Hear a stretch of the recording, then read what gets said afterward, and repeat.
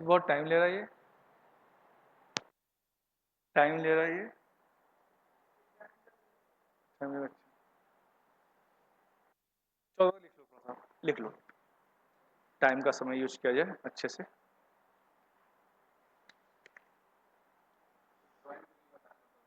बनाया था वो जी, बनाया था। अच्छा रुको रुको, बोले बना लो, फिर बना लो। हाँ थोड़ा लिख लो, क्योंकि एक साथ हो जाए फिर दिक्कत हो जाएगा। ठीक है, इसको ध्यान रखना, तोड़ तोड़ के पढ़ना, एक साथ नहीं। इसे देखो मैंने आज एंडोजेनिक के किया, एंडोजेनिक कितने सारे पार्ट हैं, तोड़ तोड़ के पढ़ोगे तो याद रहेगा। ठीक है, अब पहले एक काम करो, ये था ना पहला पेज, बना लो पहले इसको आराम से। कैसे बनाना मैं बताऊंगा। पहले करना भू आकृतिक बल, इसके 2 कॉलम बनाओ। ठीक है, चाहे छोटा बनाओ चाहे पेज को ऐसे कर लो, आपकी सुविधा है। हाँ जैसे कर लो। फिर क्या करेंगे, इसके करेंगे एंडोजेनिक। एंडोजेनिक को फिर से 2 भागों में बांटेंगे। पहले इसका जो था डायस्ट्रोफिज्म, पटल विरूपण, फिर होगा सडन। ठीक है, हाँ ये डायस्ट्रोफिज्म और सडन। फिर डायस्ट्रोफिज्म में ये दोनों आएंगे। बनाओ, क्योंकि मैं चाहता हूं कि आराम चलता है। ठीक है, तो मैंने इसलिए सबकी हिंदी लिख दी लगभग। ठीक है,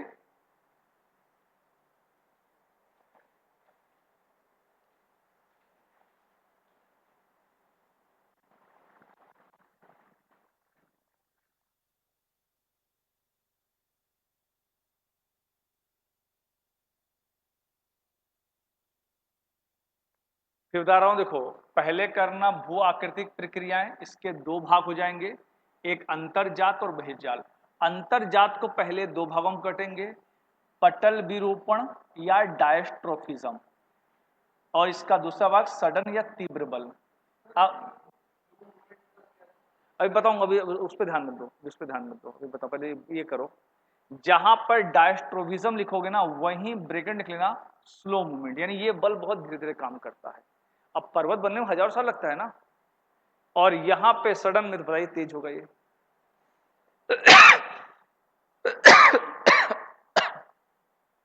ठीक है, और डायस्ट्रोफिज्म में 2 पार्ट हो जाएंगे, ओरोजेनिक यानी पर्वत निर्माण, एप्रियोजेनिक महाद्वीप निर्माण।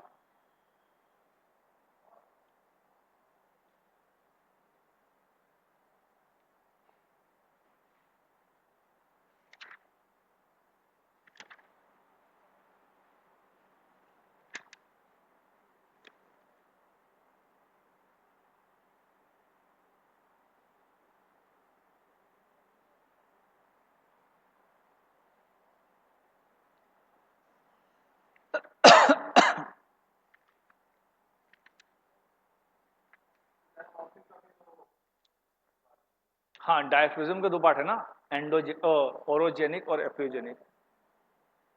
फिर बता रहा हूं ध्यान रखना, पहले 2 भाग अंतरजात बल बहिर्जात बल। अंतरजात में यानी एंडोजेनिक में 2 पार्ट बनेंगे पहले। ठीक है, ये डायस्ट्रोफिज्म यहां आ जाएगा और इसके बगल में हो जाएगा सडन। डायस्ट्रोफिज्म में फिर से 2 पार्ट करेंगे, ओरोजेनिक एप्रियोजेनिक। ठीक है, यानी पटल विरूपण के 2 भाग होंगे, पर्वत निर्माणकारी, और आप इंग्लिश भी लिखिएगा हिंदी वाले, ये सब इसलिए दोनों लिख दे रहा हूं ताकि आपको कभी एग्जाम में दिक्कत ना हो।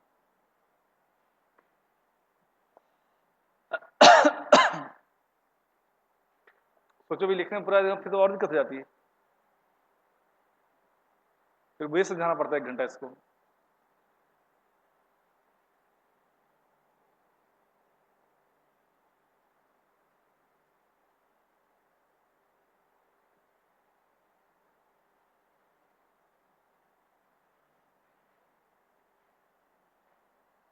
और ये टॉपिक आपको, हालांकि मेंस में इसमें एक क्वेश्चन आता है जो मैं दिखा रहा था ना, सिमेट्रिकल फोल्ड वाले क्वेश्चन आते हैं, बाकी पीटी के लिए इंपॉर्टेंट है।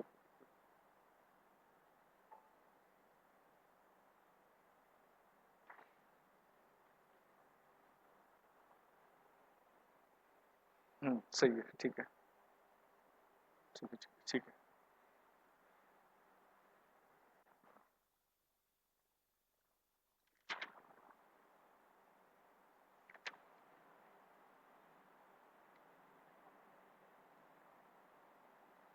जो एंडोजेनिक फोर्स है वहीं ब्रैकेट में एक चीज और लिख लेना, कंस्ट्रक्टिव फोर्स, निर्माणकारी, ठीक है। और एक्सोजेनिक में डिस्ट्रक्टिव। हालांकि ये भी कहा जाता है कि जो बहिर्जात बल है वो हमेशा विनाशकारी नहीं होता, कुछ निर्माण भी करता है, लेकिन जो अंतर्जात बल है वो हमेशा निर्माण करता है। कैसे? बहिर्जात बल पर्वत को तोड़ तो रहा है लेकिन उस मलबे को जमा करके मैदान में बना रहा ना। तो ये चीज ध्यान रखिएगा, कॉन्सेप्ट कभी स्टेटमेंट आ जाए तो उसको दिमाग रखिएगा कि ये थोड़ा बहुत निर्माण भी करता है।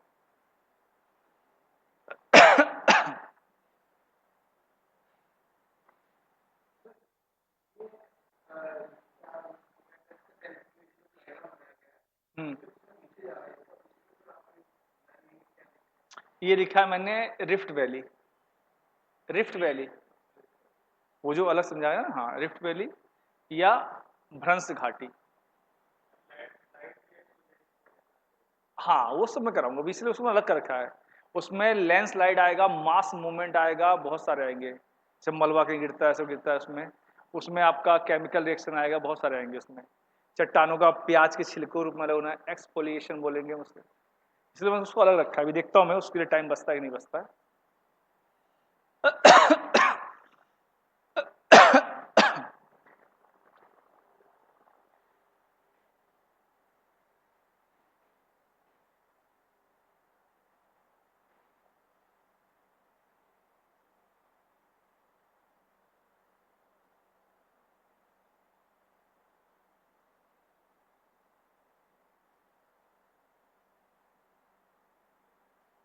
कल अगर एक्स वाला हो जाएगा ना, फिर मैं कल ही कराऊंगा आप लोग को दुनिया के जितने टाइप के पर्वत हैं, वो क्यों पर्वत आइडेंटिफाई करा दूंगा आपको। जैसे अगर मैं पर्वतों के नाम दूं भी कराऊंगा मैं, आप लोग थोड़ा सा समय मिलेगा तो मैप में, आज आसपास मैप में भी काम कराऊंगा, ठीक है। तो दुनिया के जितने वलित पर्वत हैं, भ्रंश पर्वत हैं, ज्वालामुखी पर्वत हैं। सोचो मैंने खाली अफ्रीका का मैप खुलाया, कितनी चीज पता नहीं थी आप लोग को, क्योंकि वो किताबों में नहीं है वो, लेकिन क्वेश्चन आते हैं।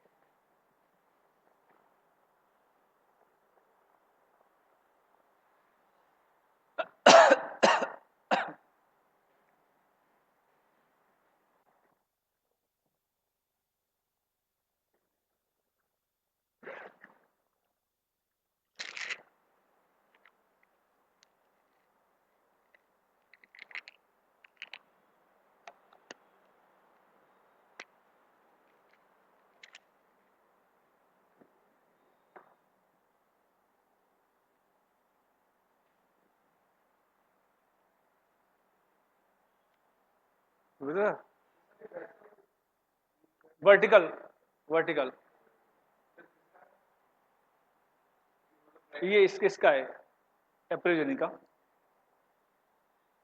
फिर ऊपर नीचे जा रहा है ना, एक ऊपर जा रहा है, नीचे जा रहा है, वर्टिकल हो गया। तो इतने बड़े ब्लैक बोर्ड पे स्पेस नहीं मिलता, क्योंकि इस पे हम बड़ा नहीं लिखेंगे ना, फिर समझ में नहीं आएगा।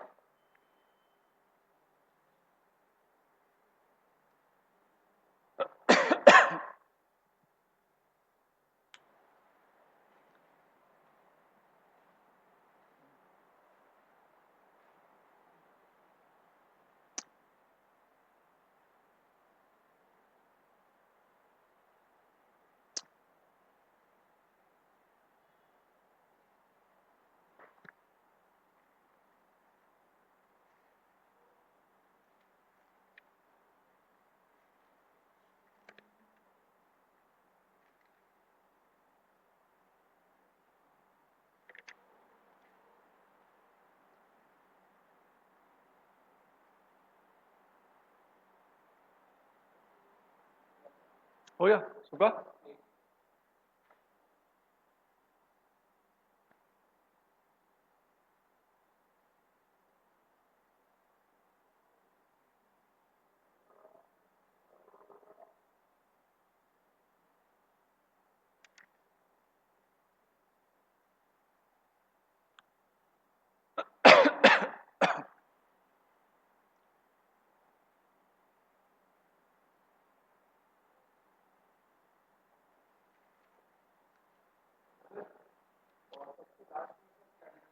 ये ये कास्ट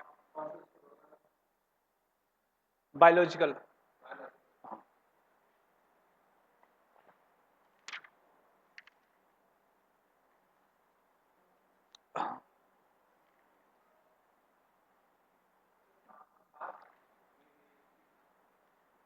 KARST कास्ट।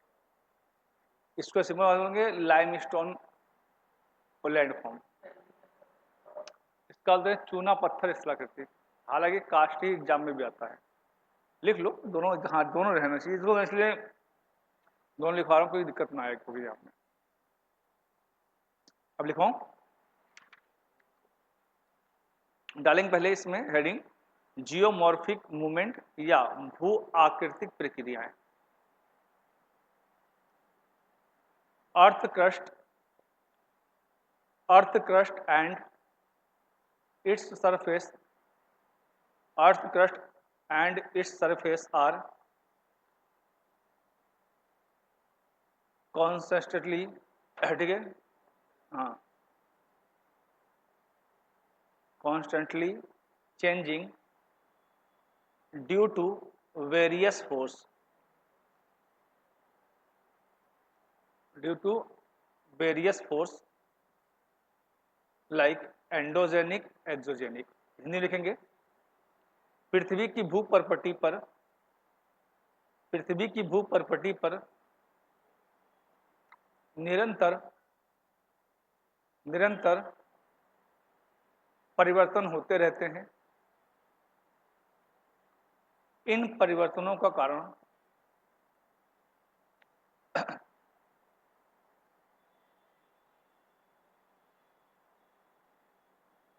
इन परिवर्तनों के कारण अंतर्जात तथा बहिर्जात बल हैं।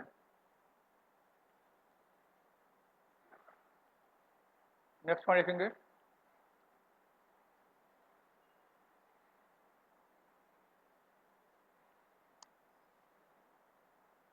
This force, this force cause physical and chemical change, physical and chemical change to the geomorphic structure। ये बल, ये बल पृथ्वी की सतह पर, पृथ्वी की सतह पर भौतिक तथा रासायनिक भौतिक तथा रासायनिक परिवर्तनों को संचालित करते हैं।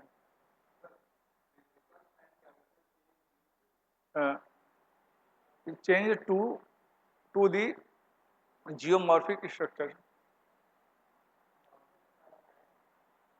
जियोमॉर्फिक स्ट्रक्चर, स्ट्रक्चर हिंदी में लिखेंगे, क्या लिखा है, पूरा सेंटेंस पढ़ा करो।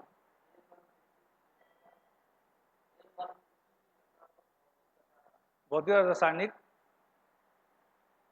परिवर्तनों को संचालित करते हैं। अगला लिखेंगे,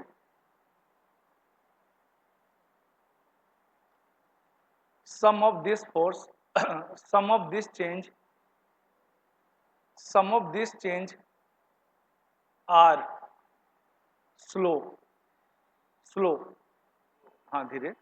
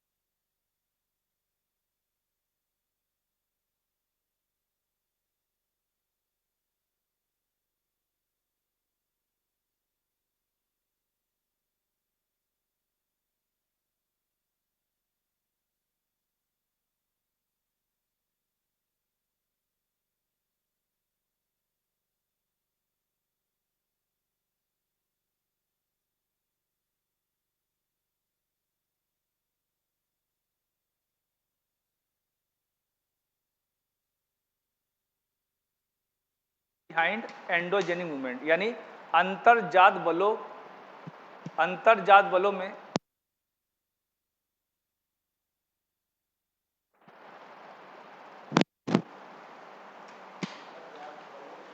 लगने वाला बल। ये क्वेश्चन आ सकता है। लिखेंगे the ultimate source of energy, the ultimate source of energy behind behind that drive drive endogenic movement is called earth internal heat. Hindi में लिखेंगे अंतर्जात बलों को ऊष्मा का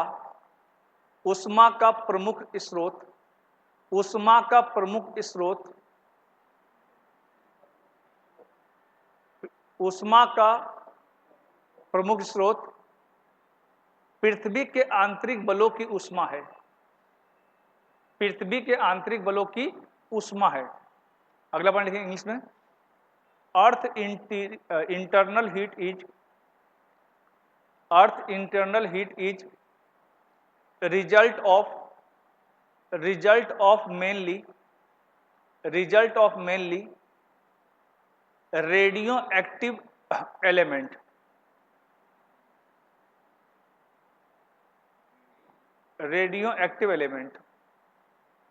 हिंदी में लिखेंगे पृथ्वी की आंतरिक ऊष्मा का प्रमुख स्रोत रेडियोधर्मी पदार्थ होते हैं। ठीक है, रेडियोधर्मी पदार्थ। यहां पे एक फिगर बना सकते हैं आप लोग ऐसे वाला।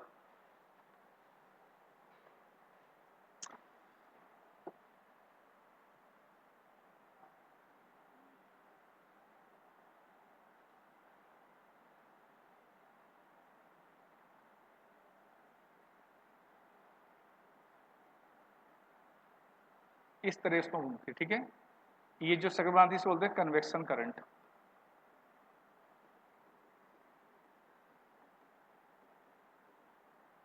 ठीक है, संवहनीय धारा।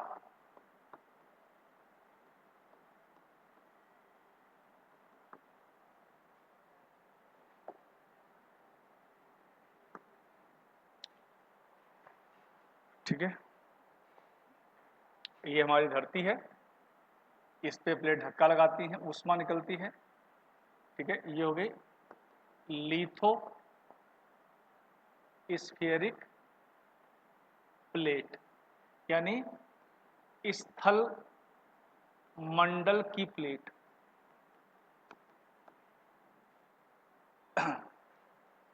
अब लिखेंगे डायस्ट्रोफिज्म। इसमें थोड़ा सा काम अर्थ की ग्रेविटी भी करती है। कैसे करती है? Conventional current.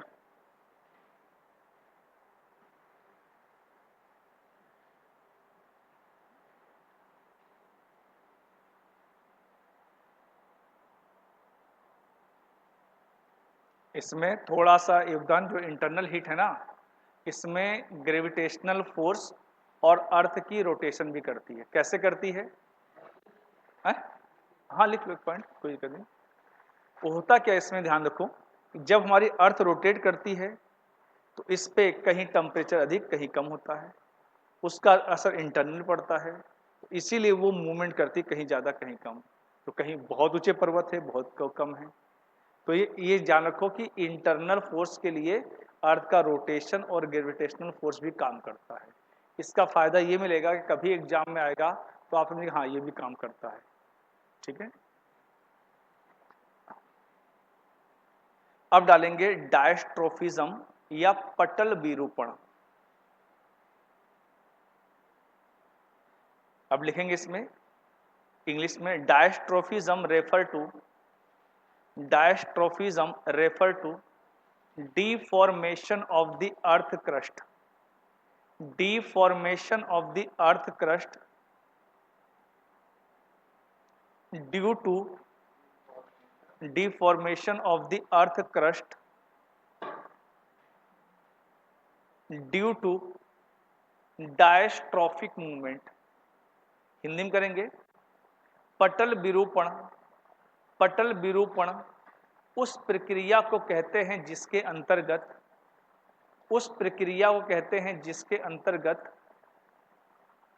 पृथ्वी की भूपर्पटी पर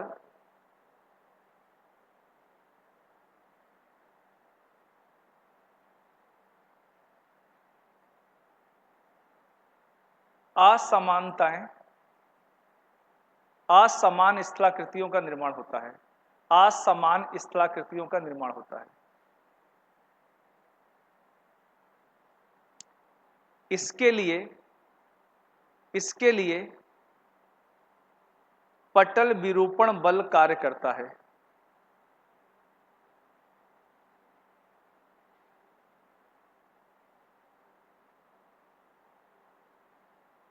इसमें करेंगे, इसमें आगे करेंगे, इंग्लिश में करेंगे जहां तक लिखा है सच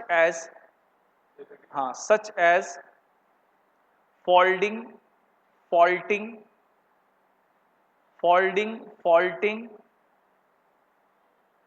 रैपिंग, WARPING, रैपिंग मतलब मोड़ पड़ जाना, रैप कर देना, एंड फ्रैक्चरिंग। इसके अंतर्गत वलन,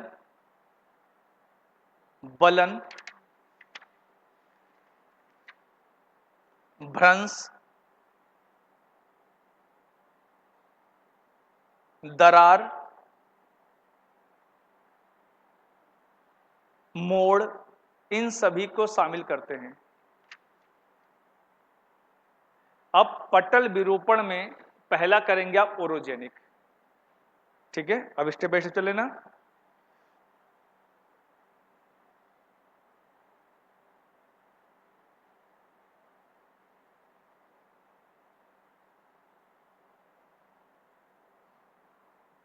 इसमें करेंगे, इसको बोलेंगे हिंदी में पर्वत निर्माणकारी प्रक्रिया। ठीक है, orogenic process involving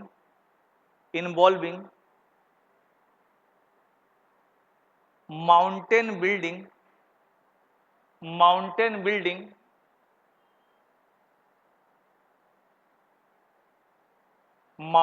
building through folding,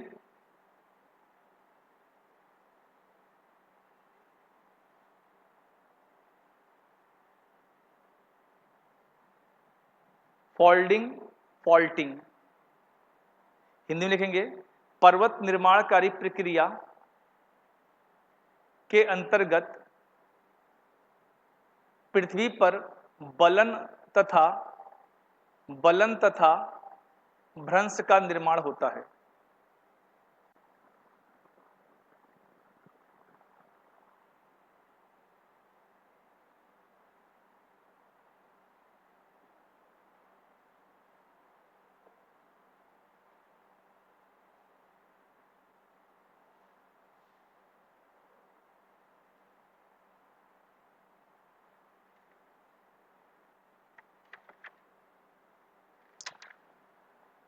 ठीक है, इसमें देखो एक होता है इसमें।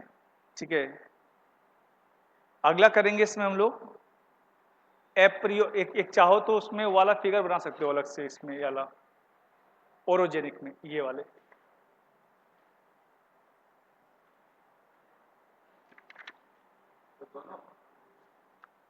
इसमें चल रहा है ना ओरोजेनिक में, पहले ये बनाओ ये सब, मैं फिर लिखवाता हूँ उसमें ना। हाँ? नहीं ड्राफ्ट नहीं बनाना है, फिगर ये वाले इसके। हाँ?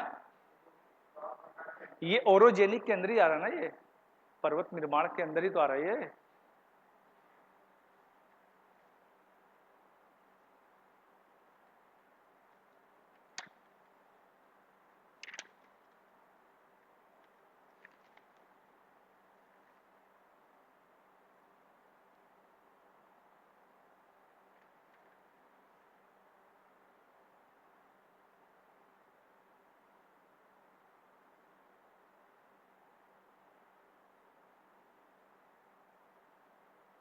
ठीक है।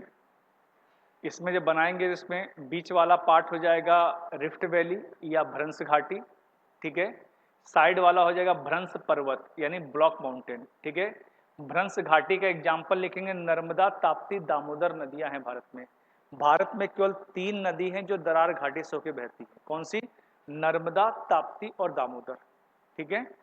और भ्रंश पर्वत का एग्जाम्पल कौन सा है? सतपुड़ा, ठीक है।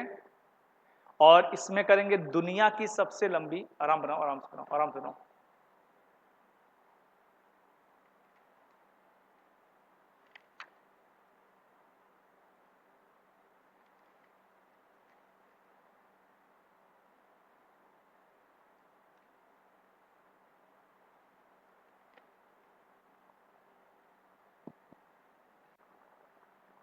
ठीक है। दुनिया की सबसे लंबी जो दरार घाटी है वो लिख लो, यहीं पे दरार घाटी में लिख लो, पॉइंट आप बना के। हाँ, लिखेंगे रिफ्ट वैली। रिफ्ट वैली या हिंदी में बोलेंगे भ्रंश घाटी। A long narrow fault, long narrow fault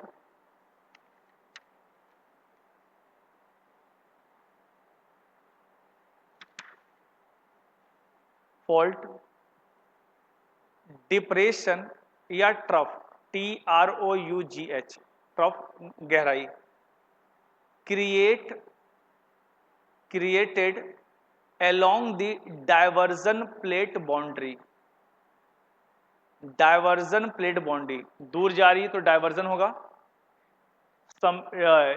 तनाव बल को ही डायवर्जन या अपसारी बल बोलते हैं। अपसारी मतलब दूर होता है, ठीक है। अभिसारी मतलब सामने होता है, ठीक है। लिखेंगे trough created along the diversion plate boundary is called rift valley. Hindi में लिखेंगे ये एक सक्रिय दरार होता है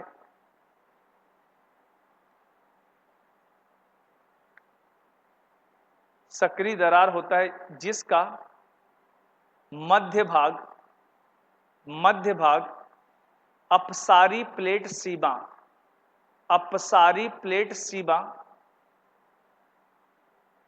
के द्वारा अपसारी प्लेट सीमा के द्वारा धसा होता है, मध्य भाग धसा होता है।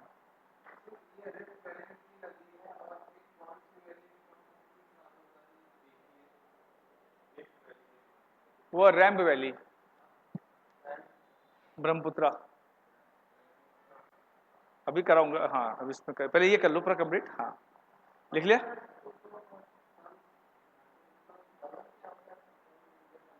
बलन अभी आएंगे, इसमें आएंगे बलन, तो हम आगे आएंगे ना, अभी बलन पे आन दो।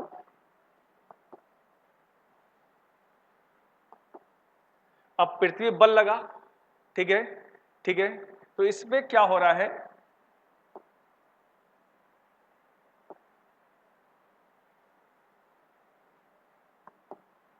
ये रहा, ठीक है। अब इसमें क्या हो रहा है, मलबा भर गया तो उसमें तनाव बल था, एक दूसरे दूर जा रहे थे, यहां पास आ रहा है तो ये बलन पड़ जा रहा है, मोड़ पर जा रहे हैं। तो जहां पे आमने सामने फोर्स लगेगी इसे बोलेंगे अभिसारी, उसे बोलेंगे अपसारी। जब दूर जाते तो अपसारी, जब पास आते तो अभिसारी, ठीक है। इस टॉपिक में कन्फ्यूजन होगा मुझे पता था, इसलिए मैं बहुत आराम चल रहा हूं, ठीक है, बहुत आराम से। इसमें लिखो, इसमें आप लोग रिफ्ट वैली चला था। हाँ हाँ, लिखो, हो गया आपका। इंग्लिश में लिखेंगे इसमें great African rift valley, great African rift valley is also site of volcanic activity. Volcanic activity, अब ये कैसे होगा, अब मान लो कोई अंदर से मैग्मा खोल रहा है और प्लेट कौन सी है, डाइवर्जेंट है, जो दूर जा रही है। जब दो प्लेटें एक दूसरे दूर जाएंगी तो बीच से लावा निकल सकता है, ये लावा दूर तक फैल जाएगा, इसीलिए ये एक लंबा मानो अंधा सरिया बीच दूर जा रहा है। इसीलिए कहा जाता है अगले कई हजार सालों में जो ये अफ्रीका का ये वाला पार्ट है ना, ये कट कर अलग हो जाएगा। अटलांटिक, पता है, अटलांटिक महासागर डाइवर्जेंट प्लेट बाउंड्री पे दूर जा रही है, इसलिए अटलांटिक महासागर चौड़ा हो रहा है। लेकिन अगर अटलांटिक चौड़ा हो रहा है तो प्रशांत सिकुड़ेगा भी, ठीक है। तो इसलिए ऐसा माना जाता है वैज्ञानिकों द्वारा कि जो कॉन्टिनेंटल डिप्थ थ्योरी थी, महाद्वीपीय विस्थापन का सिद्धांत था, ठीक है, वो फिर से एक हो जाएंगे सारे महाद्वीप मिलके एक समय के बाद। भाई कोई चौड़ा हो रहा है तो कोई सिकुड़ भी रहा है, ठीक है। तो इसलिए ये अनुमान लगाया गया कि सारे मिलके एक हो जाएंगे।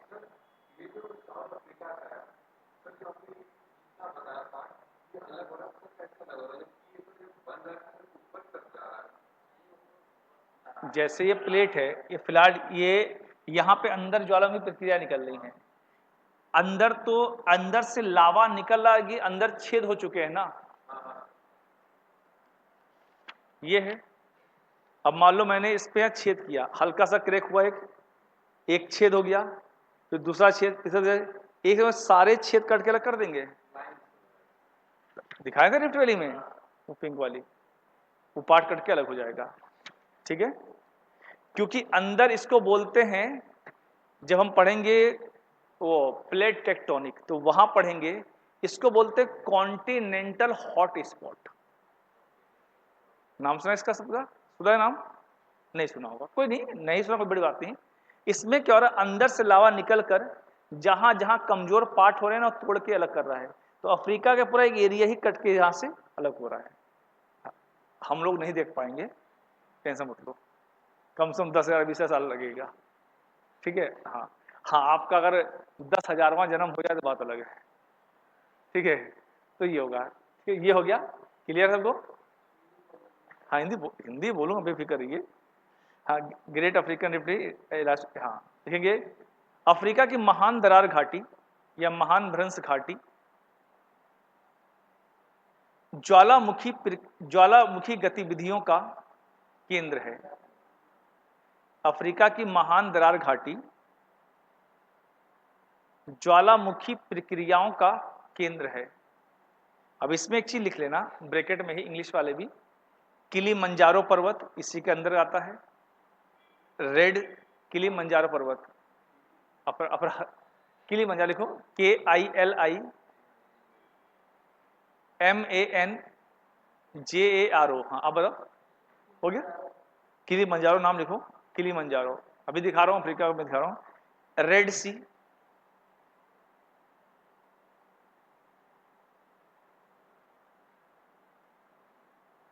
ठीक है, ये सभी हो गए। अब लिखा लो अफ्रीका मैप, लिखा लो अफ्रीका का।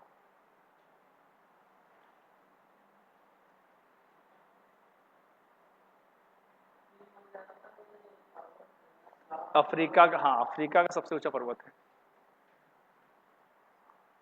मैंने कहा हाँ बस और आगे चलो, और आगे चलो, और आगे, हाँ बस ये यहाँ देखो, कहीं होगा अफ्रीका किलिमंजारो होगा, कहीं कहीं है, ये देखो मिला, अफ्रीका का सबसे ऊंचा पर्वत है ज्वालामुखी।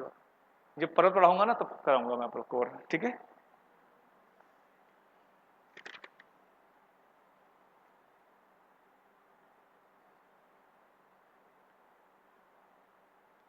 अगला पॉइंट करेंगे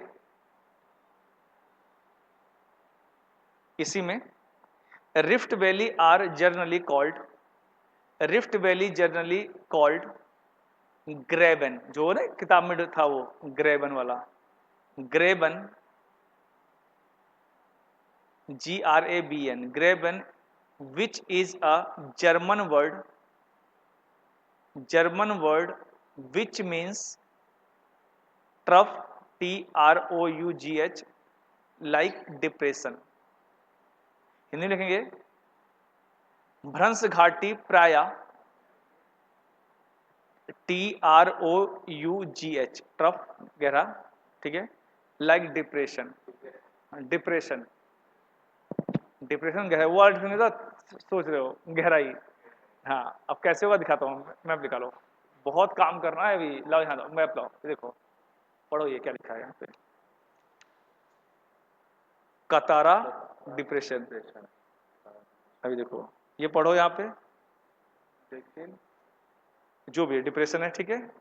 डिप्रेशन होता क्या है समझो यहाँ पे, एक मिनट। अब देखो बहुत ध्यान समझना है, जो बातें आती रहेंगी। मैं फिर कह रहा हूँ हमेशा कई बार समझाया, अपनी कॉपियों में एक साइड का पेज बचा कर रखा करो, इतना सा बोला था मैंने। क्यों बोला था आप समझ, अब ऐसा ये चीज यहाँ लिखोगे ना वो घोच पोच हो जाएगा, फिर आप ही कंफ्यूज हो गए, और वो अलग से लिखा रहेगा तो समझेगा सर ने इंपॉर्टेंट लिखवाया अलग से, बात समझो। इसको बोलते हैं स्ट्रेटजी। अब देखो होता क्या है, ये हमारी जमीन है, ठीक है, मान लो कोई महाद्वीप है मान लो, ठीक है। महाद्वीप में भी तो एक लाइन होती है, जैसे हम कहते हैं माउंट एवरेस्ट, समुद्र तल से ऊंचाई, देखा है ना। प्रयागराज जंक्शन जो स्टेशन है उस पर लिखा होता है, हाँ हाँ समझ गया ना। अरे आज समझ में आएगा, डाउट पूछो, बिल्कुल पूछो, बेफिक्र रहो, मेरी कोशिश रहेगी आप निराश नहीं होगे, ठीक है। कोचिंग नहीं है लेकिन हाँ लोग पुराने हैं, ठीक है, क्योंकि हमारा सेंटर पर दिल्ली में था, ये दिल्ली में, ठीक है।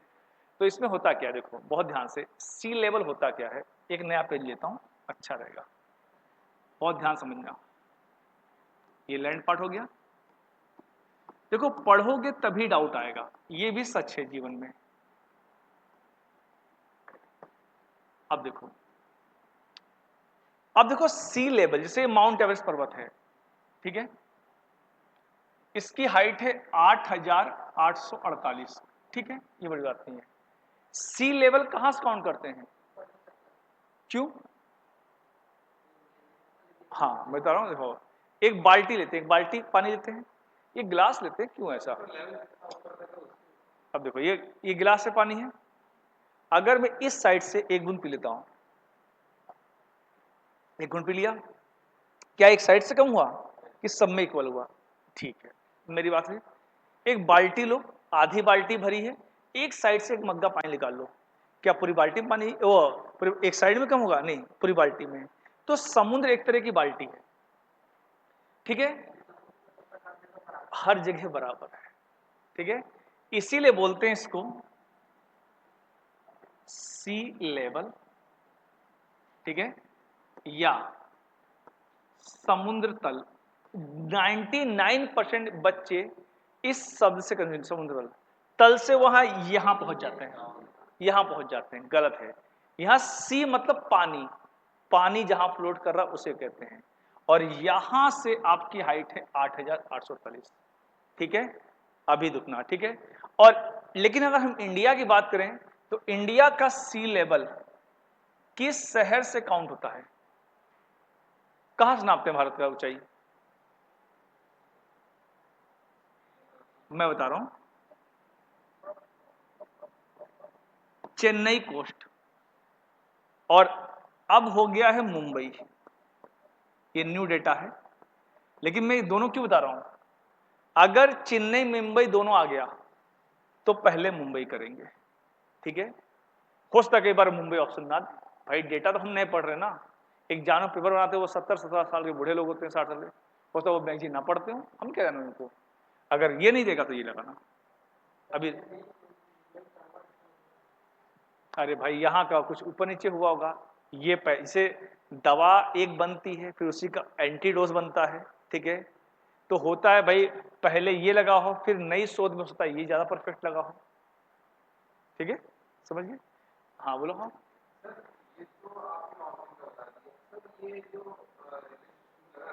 मैं माउंटेन ही मैं एग्जाम्पल ले रहा हूं, मैं कहीं भी अगर प्रयागराज पे लिखा है मान लो 3,812 लिखा है, समुद्र तल से ही, चेन्नई से ही, जो इंडिया का लेवल है वाटर का, वहां से हर जगह ऊंचाई नापी जा रही है, समझ गए। ये मैंने एग्जाम्पल माउंट से, आप अपनी हाइट ले उसका एग्जाम्पल ही होगा, दिल्ली पे होगा तो हर जगह जो इंडिया के लेवल है ना, जहां वाटर लेवल है, वहां से हो सकता कोई 10 मीटर भी हो। कभी जाओ कलकत्ता स्टेशन पास है, वहां आपको मुझसे 20 मीटर मिलेगा। कभी मुंबई जाओ, हो सकता आपको 30 मीटर मिले। आप वहीं जम्मू जाओ, वहां हो सकता आपको 5000 मिले। समझ रहे बात? आप समझिए। अभी रुको, अभी एक बात और भी है ना। अब देखो, समुद्र में जो ऊंचे वाले जो समुद्र के अंदर जो गहरे वाले पार्ट होते हैं, मैं कलर चेंज करता हूं, गहरे वाले जो पार्ट होते हैं, जिनकी आप देखो ये सी लेवल है, और ध्यान देना ये सी लेवल है, सी लेवल पे से नीचे, ये सी लेवल है, सी लेवल से नीचे समुद्र के अंदर जो गहरे पार्ट होते हैं उन्हें बोलते हैं ट्रेंच, यानी गर्त, जैसे मैरियाना गर्त। लेकिन अब ये जमीन है, सी लेवल तो हर जगह इक्वल है, समझिए। अगर जमीन के अंदर कोई ऐसा एरिया है, अभी उसको मत खोलना, अभी अब समझ जाओगे, ठीक है। जमीन के अंदर अगर कोई ऐसा एरिया है जिसकी गहराई समुद्र तल से भी नीचे है, तब उसे बोलेंगे डिप्रेशन। आप समझिए डिप्रेशन।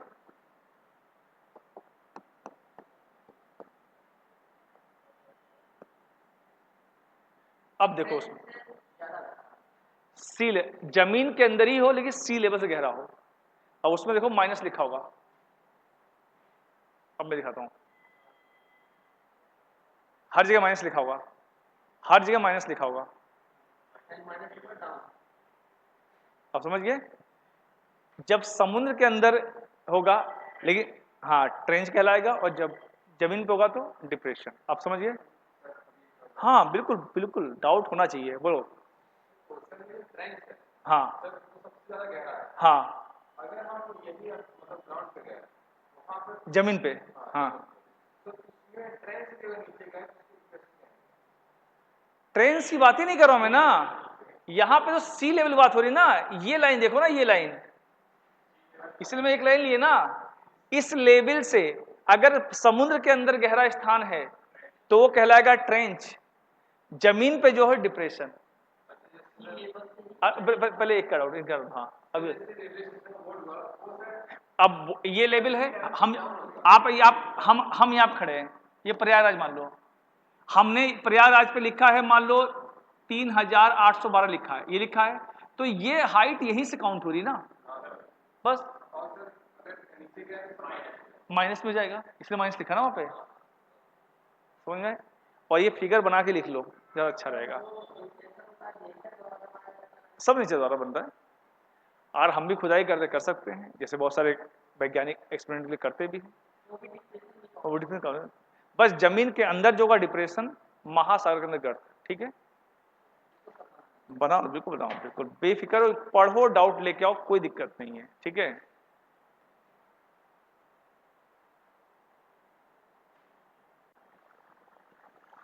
ये टॉपिक है इतना कन्फ्यूजिंग, मैं मानता हूं मैं, ठीक है, इसलिए मैं बहुत नहीं हो जाएगा डाउट। देखो मैं तो, आप ये पूछे मुझे अच्छा लग रहा है, ठीक है, क्योंकि अब नहीं पूछे तो मेरे दिमाग में नहीं आता, आपने पूछा वो सडनली आ गया क्विक पॉइंट पे। ऐसे बहुत से पॉइंट आपको मिलेंगे भी। यहाँ पे एक पॉइंट और बताऊंगा मैं आप लोग को, 1 मिनट को, बस 1 मिनट। ये मान लो समुद्र की तली है, पानी भरा हुआ है, ठीक है भाई, यहाँ पे तो अंदर लावा है ना, इसके अंदर 100 किलोमीटर है, यहां से लावा फटा, मैं कलर चेंज करता हूं, लावा निकला, लावा निकला,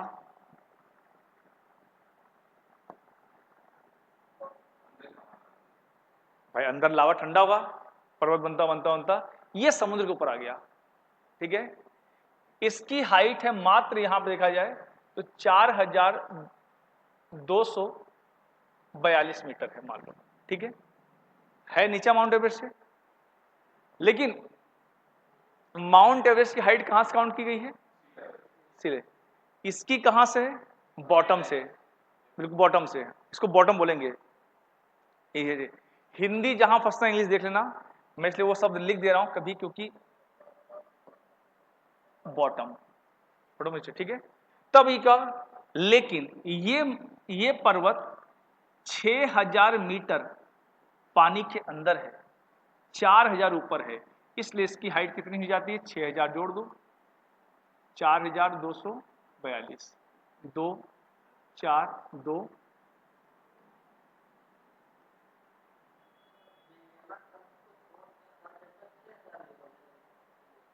मेरा ना कहाँ गया,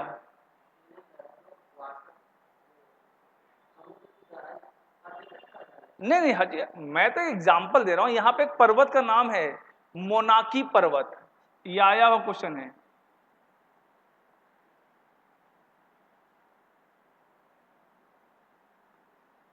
मोनाकी पर्वत है हवाईयन द्वीप में, वो इसी प्रक्रिया से बना है। तो कभी एग्जाम में भी दिखाऊंगा मैं अपने में, दुनिया पूरे दुनिया में सबसे ऊंचा पर्वत समुद्र की तली के आधार पे बॉटम पे कौन सा है, तो माउंट एवरेस्ट मत करना, मोनाकी करना, ठीक है। अगर पूछे समुद्र तल से तो ज्यादा समुद्र तल से पूछता है, ध्यान दिया आपने, तब करेंगे माउंट एवरेस्ट। अब दिखाता हूं मैं है कहां पे वो। अब आप निकालो एटलस, वो निकालो एनसीईआरटी लो, पहले एनसीईआरटी लो, एनसीईआरटी में देखा क्या वाला, हालांकि एनसीईआरटी होना चाहिए, एनसीईआरटी में था पहले, अब देखता हूँ। एनसीईआरटी ने बर्बाद कर दिया लोगों को।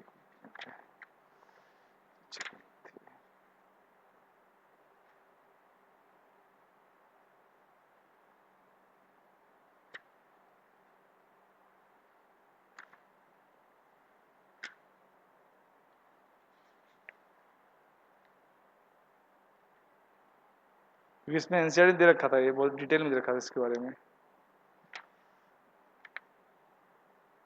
आप वाला पेज निकालो जो आप वो फोन में निकाले थे, वो पेज दो मुझे, दो।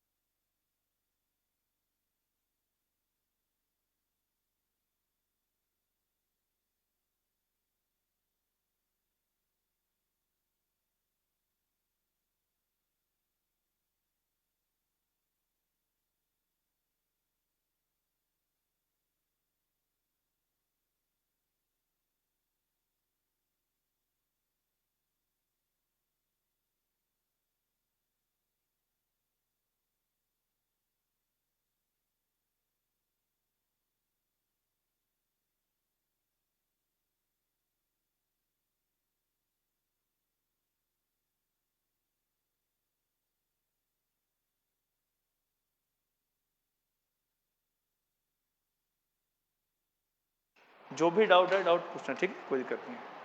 साइड समझ, ये कराऊंगा मैं, एक एक पेज कराऊंगा इस पर, टेंशन मत लो, एक एक पेज कराऊंगा। अभी हम लोग जहाँ जिस स्टेप पे वहीं पे रहें।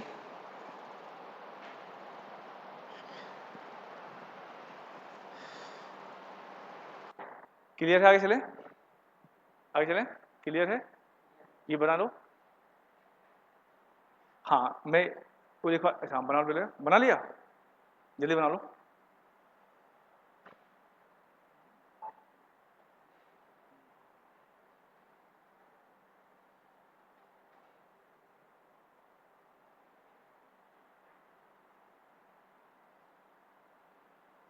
क्योंकि हर बात का एग्जाम्पल जरूर होना चाहिए आपके पास।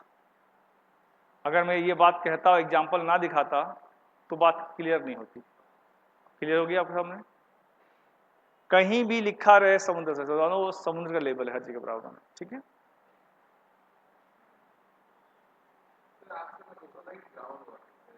वो हर एक वो हिंदी में लिखा है समुद्र तल लिखा है, वो गलत है, सी लेवल से होता है सी। आपने क्या लिखा हिंदी में? लिख लिया याला, रिफ्ट वेरी ग्रेवन कहते हैं, आपने लिखा हिंदी में इसको ग्रेवन कहते हैं। हाँ तो बोलो नहीं, बोलो ठीक है। देखो भ्रंश घाटी को, भ्रंश घाटी को जर्मन भाषा में, जर्मन भाषा में ग्रेबन कहते हैं, ग्रेबन कहते हैं, जिसका अर्थ होता है गर्त या फिर निचला भाग।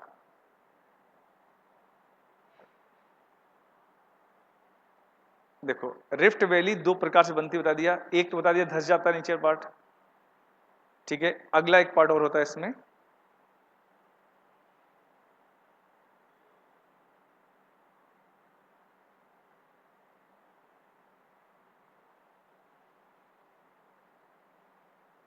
हाँ अब दूसरा पार्ट लिखेंगे, when the middle portion between, middle portion between two normal fault, हाँ when the middle portion between two normal fault remains stable, ये वाला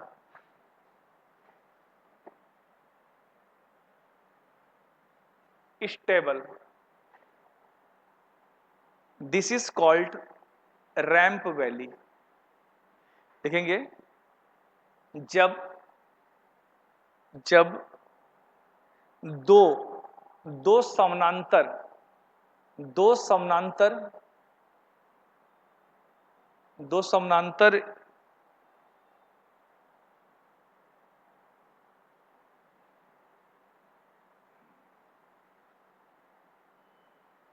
दो समानांतर भ्रंश, दो समानांतर भ्रंशों का, दो समानांतर भ्रंशों के मध्य का भाग स्थिर रहे, स्थिर रहे,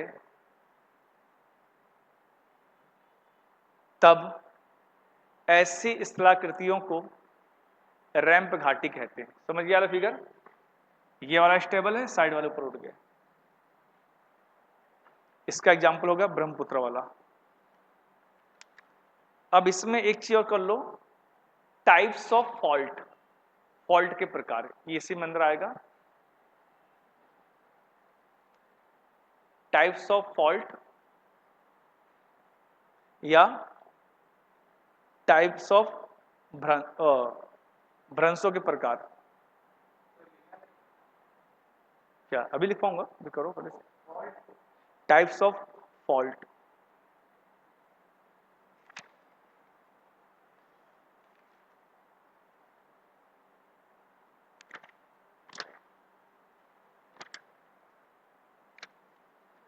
लिखेंगे हिंदी में भ्रंशों के प्रकार, वो इसी के अंदर करवा रहा हूं मैं, इसी के अंदर करवा रहा हूं मैं, ठीक है।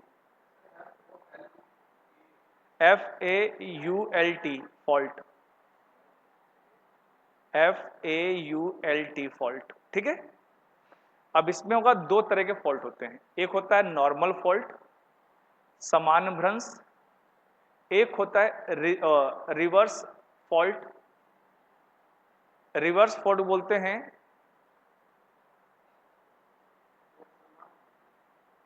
एक होता है सामान्य भ्रंश, एक होता है रिवर्स को बोलते हैं, रिवर्स फोल्ड को बोलते हैं, एक मिनट, रिवर्स को रिवर्स फोल्ड, रिवर्स फोल्ड, एक मिनट में देखता हूँ, एक मिनट, रिवर्स फोल्ड से इसको रिवर्स ही बोलते हैं, फिर मैं इसकी देख लेता हूँ आप लोग आपके लिए कि रिवर्स फोल्ड को और क्या बोलते हैं।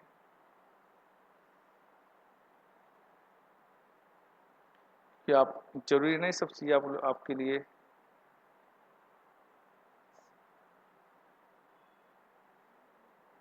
रिवर्स फॉल्ट,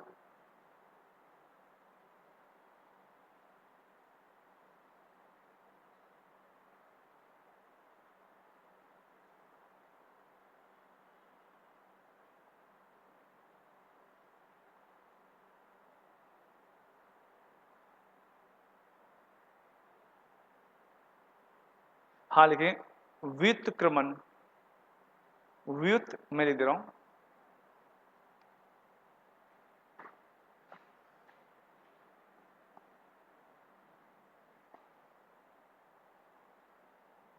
व्युत्क्रम, देखो कितनी टफ है।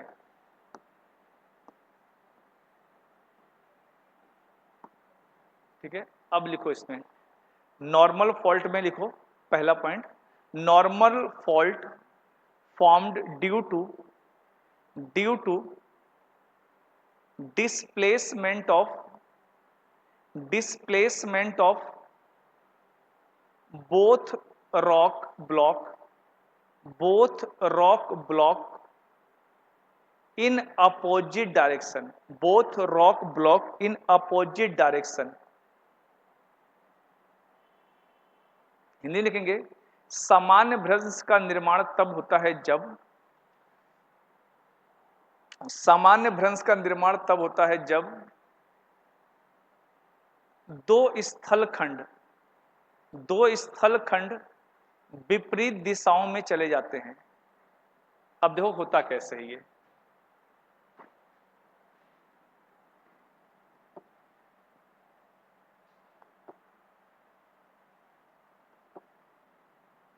अब देखो यहां पे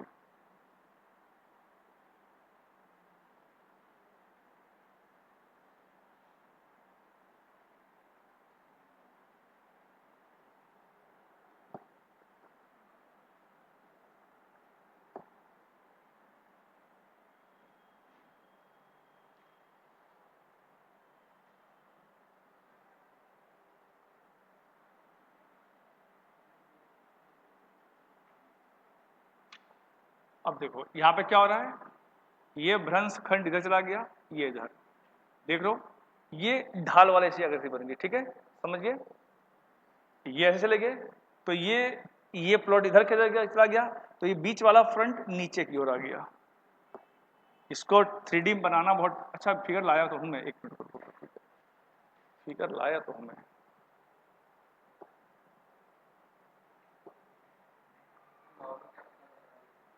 अब 3D इमेज होता है ना, 3D इमेज कैसे बनेगी, हर चीज पॉसिबल नहीं ना इस पेन से ना, इसलिए अब 3D इमेज है वो। इसके लिए फिर तो मैं टीचर ना होकर कहीं आर्ट बनाने वाला होता ना, ये 3D इमेज है ना, ये 3D इमेज इतनी अच्छी नहीं बन पाती ना।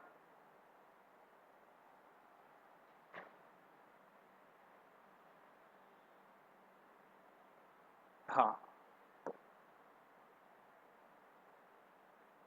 ये देखो नॉर्मल फॉल्ट, रिवर्स फॉल्ट, बस रिवर्स में क्या होता है अब यही समझाता हूं मैं आपको, बना सकते हो ऐसे, ये तो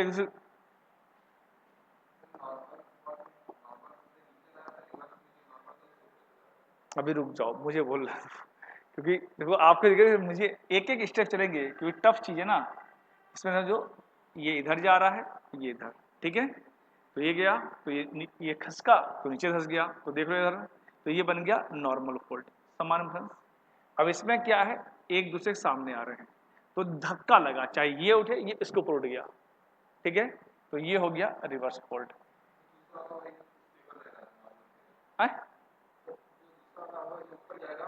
ये कोई भी जा सकता है, इसमें होगा नहीं यही जाएगा, कोई भी जा सकता है।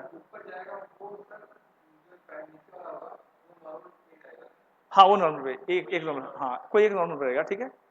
स्ट्राइक वाला हमें इसलिए मिला, इंडिया में दो तरह की घाटियां होती है, स्ट्राइक वैली होती है, एक डीप वैली होती है। जैसे उत्तराखंड में जाओगे तो जब कई घाटियां, बहुत ध्यान सुनना, अब यहाँ भी 3D इमेज नहीं है, ठीक है। जब कोई घाटी ऐसे लंबी लंबी बनती है, लंबी रेखा के सहारे, उन्हें बोलते हैं स्ट्राइक वैली। देख लो सिलसिला है, स्ट्राइक घाटियां, ठीक है। एक अब यहां कहने मतलब क्या, जो मलबा है ना, जो मटेरियल है वो इस वे में चल रहा है, ठीक है। ऐसे मलबा चल रहा है तो मलबे में कंकड़ पत्थर भी होंगे। जैसे नदी घाटियां पहाड़ों में ज्यादा गहरी होती है, मैदानों में कम होती है, क्योंकि वो गहरी कटाई करती है। तो जब मलबा ऐसे चलेगा तो लंबी घाटियों का निर्माण होगा, और लंबी घाटियों बोलते हैं स्ट्राइक वैली, ठीक है।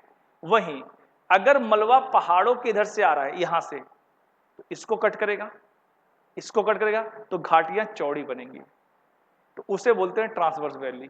तो उसमें नहीं जाना अभी हमें इन दोनों मतलब है, ठीक है। हाँ मैं बता, क्या ये ला,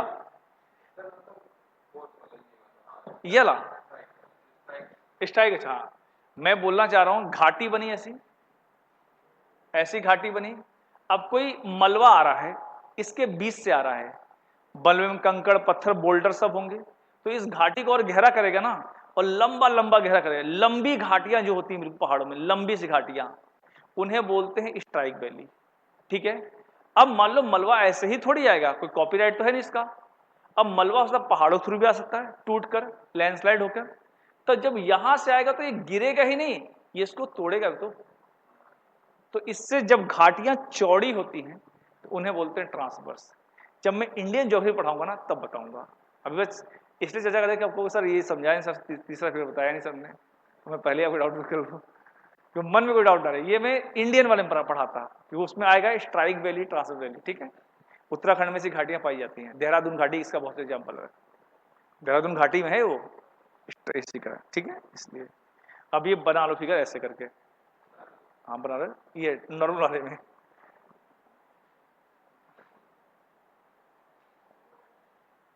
बना लो फिगर, हाँ बस अपने समझने के लिए बना लो, जैसे समझ सकते हो, बस समझने के लिए, कोई दिक्कत नहीं इसमें। यूजुअली जो इसमें एंगल होता है ना, ये जो एंगल है, ये जो एंगल बन रहा है, ये एंगल, ठीक है, ये एंगल होता है 45 डिग्री के आसपास। ये डिग्री याद रखना,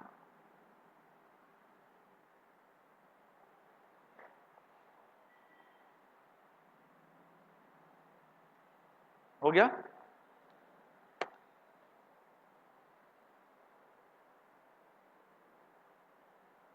अब करेंगे रिवर्स, रिवर्स फॉल्ट, यानी व्युत्क्रमण, लिख दिया ना, रिवर्स फॉल्ट। अच्छा बना रहे हो, हाँ बना लो आराम से, ये कराऊंगा मैं अलग से। तो कुछ चीजें ना वो चर्चे, अभी खास कर देखो यहाँ पे कर दिया ना, फिर इंडियन ज्योग्राफी पढ़ाऊंगा तो आराम से हो जाएगा आपको। तो जो चर्चा जहां पे आए वहीं पे करो, ताकि आगे जब वो टॉपिक आए तो आपको बहुत स्मूथली चले बातें। आज के टॉपिक में बहुत सारा कॉन्सेप्ट और बहुत सारा फैक्ट भी है, क्योंकि उस ऑर्डर में याद करना है ना उसको। अगर जहां एग्जाम में पूछेगा ऐसे और उधर का इधर कर देगा, इधर का उधर, वही कन्फ्यूजन नहीं होना है, वही हुआ तो क्वेश्चन गलत। आज में डाटा ही बहुत सारा है और कॉन्सेप्ट बहुत सारा है, ठीक है। लिखें आप रिवर्स फॉल्ट, यानी व्युत्क्रमण भ्रंश, ठीक है। लिखेंगे reverse fault formed due to the movement of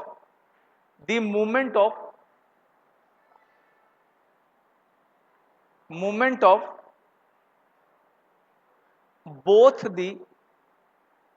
the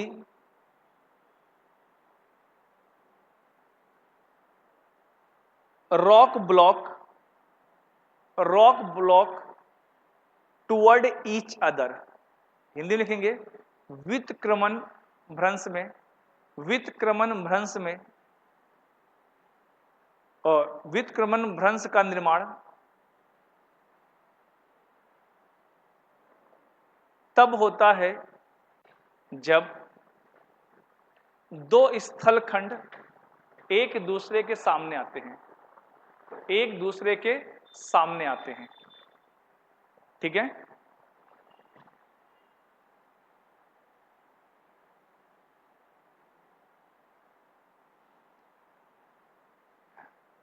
इसमें एंगल होगा 40 डिग्री का। ये एंगल जो है 40 डिग्री का।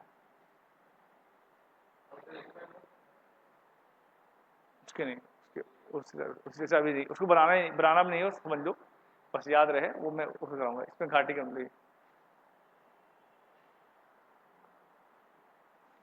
एक चीज, हाँ बना लो।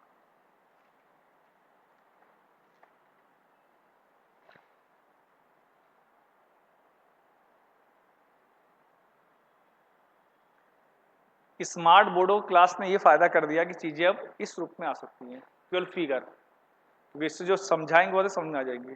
ठीक है, क्योंकि ऐसा फिगर बनाना अपना भाई 3D पेंटिंग थोड़ी बना रहा है इसमें। ठीक है, अब देखो हम ये चीज समझ लेते हैं, यहाँ पे ध्यान से आओ। अच्छा, यहाँ जाओ, अब देखो, अब वही बैंड पढ़ा, अब मैं बैंड पढ़ाता हूँ आपको। ठीक है, अब देख लो ऐसे हो रहा है ये। तो अब देखो इसमें क्या होता है, जब ये ऐसे बनता है तब इसमें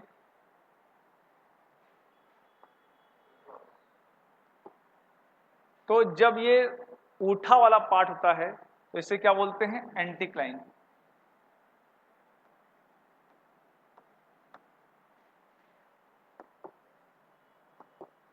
ये क्या है, एंटीक्लाइन। ये है एंटीक्लाइन। ये जो घाटियां हैं ये है सिंक्लाइन। ठीक है, अभी लिखवाऊंगा, अभी लिखवाऊंगा, अभी लिखवाया नहीं, अभी लिखवाया नहीं, अभी आराम से भी फिगर समझा दूंगा आपको। ठीक है, अब देखो यहाँ पे जो एंटीक्लाइन है, यही अब ध्यान ध्यान दो यहाँ पे भी इसलिए फिगर आए समझा दो एक साथ, ज्यादा अच्छा रहेगा। तो दोनों के बैंड बराबर हैं, ये देखो एंगल, ये देखो बराबर है, इसीलिए इसको बोलेंगे सिमेट्रिकल, यानी समनत, यानी समान बलन। ठीक है, अब यहां देखो हल्का सा कर्व है। ठीक है, यह है असिमेट्रिकल, यानी समान नहीं है। इसका कोई एग्जाम्पल हो सकता है, एग्जाम्पल पूछ सकता है ऐसे करके, हिमालय पर्वत, कहीं दूर जाने की जरूरत नहीं है। हिमालय कभी सम्मित नहीं है, अभी बताऊंगा मैं। हिमालय सम्मित नहीं, असम्मित है। क्यों? हिमालय पे अक्सर कोई जाता है चढ़ने, तो सारी चढ़ाई नेपाल से क्यों होती है, इंडिया से क्यों नहीं होती? इंडिया में ऐसी कुछ है ये पर्वत, ऐसा। अब बताओ, इधर से चढ़ना आसान है, इधर से? समझिए, कभी है सिमेट्रिकल पर्वत अमेरिका में पाए जाएंगे, बहुत से पर्वत की एग्जाम्पल है अमेरिका में। ठीक है, अब देखो यहाँ पे ओवरफोल्ड, ये कुछ ज्यादा ही मुड़ गया, देखो इससे देखो, ध्यान दो। ठीक है, रिकम्बाइन, ये लगभग क्षैतिज होता है, लेकिन क्षैतिज नहीं होता, लगभग क्षैतिज होता है। अभी बताऊंगा मैं किसी को। ठीक, ये और भी है।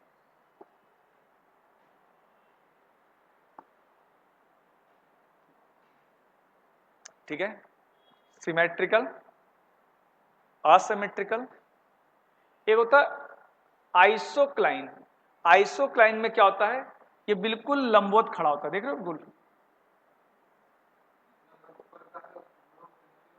ये मत देखो, खाली आप ये देखो, ये देखो, ये वाला पार्ट, खाली आप ये वाला पार्ट देखो। ठीक है, जो मैं समझाना चाह रहा हूं वहां पर रुको, क्योंकि देखो सबसे स्मार्टली पढ़ाई क्या होती है, हमारा फोकस अपने सिलेबस पे होना चाहिए। जो ये हाँ, उसके अंतर्गत जो चीज पूछो उस पर। अभी फिगर ये समझाने के बनाया, इससे मतलब हमें तो जो चीज है उससे मतलब है, हमें और चीज जाना नहीं ना उस पर। यहाँ करने का सेंस ये है, हमें इसको देखना है, हमें इसको देखना है। ठीक है, हमें इससे नीचे नहीं, ये गुम्बज खड़ा है तो मतलब नहीं है। ठीक है, अब देखो यहाँ पे ओवरफोल्ड हो गया, देखो हल्का सा और मुड़ गया ये। ठीक है, अब देखो यहाँ पे, ये देखो इसमें एक और होगा इसमें,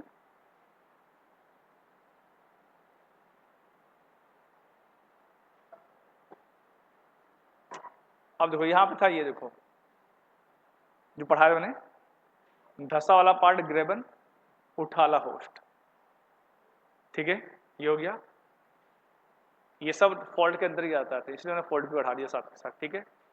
अब देखो दुनिया, अब इसमें एक चीज और आता है, इसमें कभी ये आ सकता है, अभी तक आया नहीं है, ठीक है, क्योंकि अब पेपर थोड़ा टफ पूछ रहा है, तो इसलिए हम उस चीज को लेके, अब भाई इस बार आसान आ गया, कुछ जगह कि आसान आए, ये भी नहीं कह सकते ना उसमें, लेकिन आज जब भी आप कर सकें, इसमें फोल्ड को इनके एंगल के आधार पर डिवाइड करते हैं, जैसे जेंटल, ओपन, टाइट, आइसोक्लाइन, आइसोक्लाइन ऐसे बन गया, ठीक है। जब एंगल इनके बीच क्या होता है, ये होता है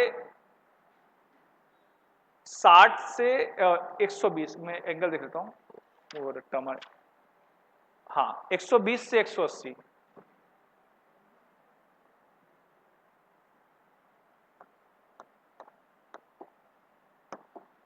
जब एंगल 120 से 180 तक हो तो उसे बोलेंगे जेंटल फोल्ड, ठीक है।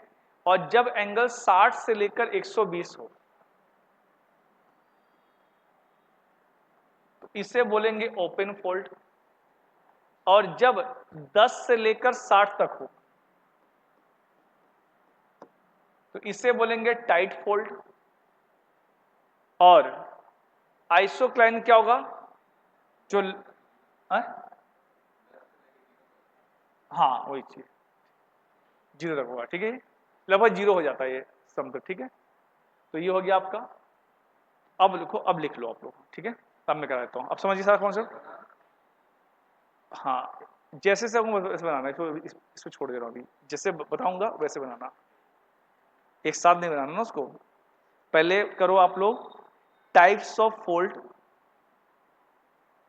Types of fold on the basis of angle, यानी बलन के प्रकार, बलनों के प्रकार या बलन के प्रकार कोणों के आधार पे, ठीक है। इसमें करेंगे जेंटल फोल्ड, जेंटल की मुझे हिंदी नहीं मिली,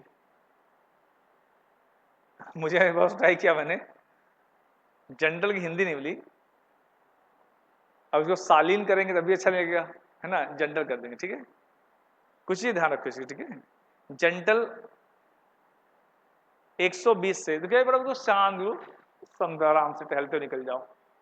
gentle, in this case the inter limb,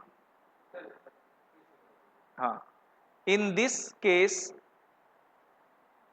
the interlimb angle, angle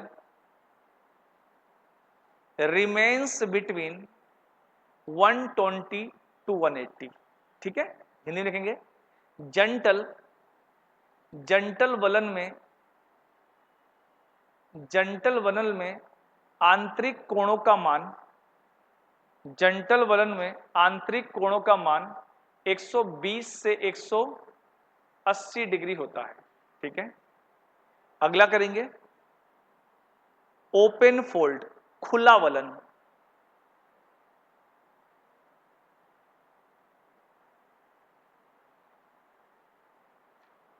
खुला वलन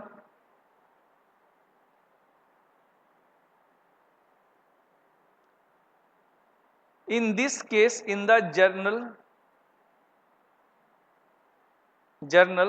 the interlimb angle, interlimb angle between 60 to 120, 60 to 120, Hindi में करेंगे खुला वलन, खुला वलन, वलन में आंतरिक कोणों का मान, आंतरिक कोणों का मान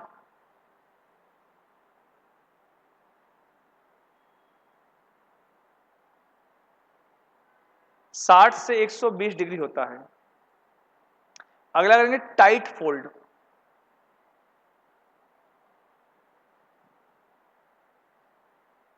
इसको हिंदी बोलेंगे तंग वलन।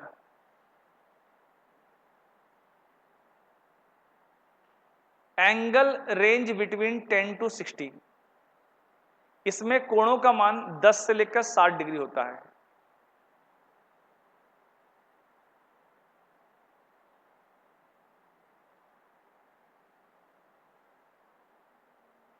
अगला करेंगे आइसोक्लाइन। आइसोक्लाइन की हिंदी होगी समनत वलन। बना लो ऐसा फिगर जहां जहां है, ठीक है, हल्का करके जो जो बना उसी के नीचे बना लेना ताकि याद रहे कि उसका ये है, और एंगल भी डाल लेना। देखो मैं आपको उस लेवल तक लेके जाना चाहता हूं कि एग्जामिनर कितना भी टफ पेपर पूछे आपका एग्जाम निकलना चाहिए, कुल मिला के ये है। हाँ हिंदी बोला था ना, इसका बोला है समनत बलन। स्पेशली ढूंढ के लाता हूँ आपके लिए, कोशिश करता हूँ पूरी मिल जाए, मुझे मिलती नहीं कई चीजें क्या होता है, ज्योग्राफी, क्या ज्योग्राफी हो गया, इकोनॉमिक्स हो गया, साइंस हो गया, साइकोलॉजी हो गया, ये सब्जेक्ट इंडिया में काम ही नहीं हुए इन पे। कोई जर्मन करा मेरे को तो कहाँ से हिंदी सब मिलेंगे इतने साइंस से, और हिंदी मिलेंगी तो बहुत टफ हिंदी मिलेगी। जो रिवर्स हिंदी क्या है, व्युत्क्रमण, केवल मुंह से याद नहीं रहता। ये हो गया समझ। हाँ इसमें लिखेंगे angle range between nearly 0 to 10, 0 to 10। इसमें कोणों का मान 0 से 10 के बीच में होता है।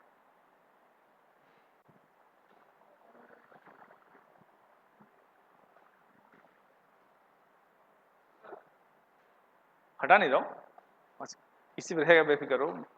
मैं दूसरा लग रहा हूं जो सिमेट्रिकल वाला करूंगा वो।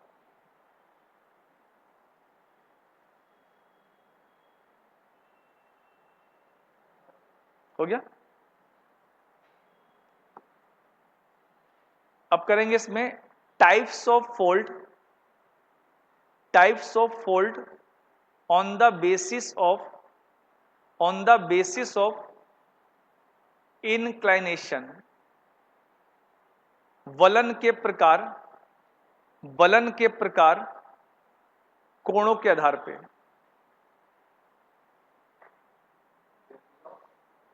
सॉरी, वलन वलन वलन के प्रकार अक्ष के आधार पे, कोण नहीं अक्ष।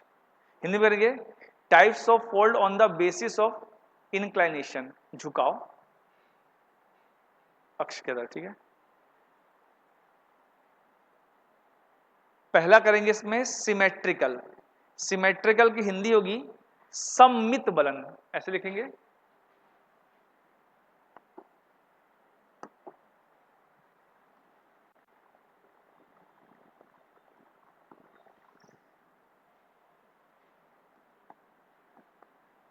सममित वलन। द लिम्ब ब्रैकेट डालेंगे बोथ, ब्रैकेट बंद, इंक्लाइन यूनिफॉर्मली, यानी इसमें अक्ष दोनों दोनों अक्ष का मान लगभग समान होता है। देखो जैसे ये है, अगर इसको डिवाइड करें 20 से तो दोनों का जितना इधर है उतना इधर है, दोनों अक्ष का मान समान होता है। दिस फोल्ड आर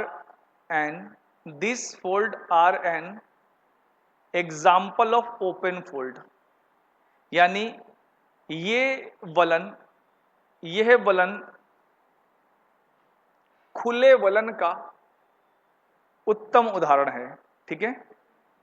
देखिए this fold are an example of open fold, डालेंगे ब्रैकेट में 60 to 120। अगला करेंगे असमेट्रिकल, असम्मित, बस आ जोड़ लेंगे इसमें आगे, आ जोड़े कर लेंगे, आ जोड़ लेंगे असम्मित। असिमेट्रिकल, बस आप ए जोड़ लेंगे इंग्लिश वाले, ठीक है। Unequal and irregular, unequal and irregular limb, limb comma, limb क्या होता है, ये जो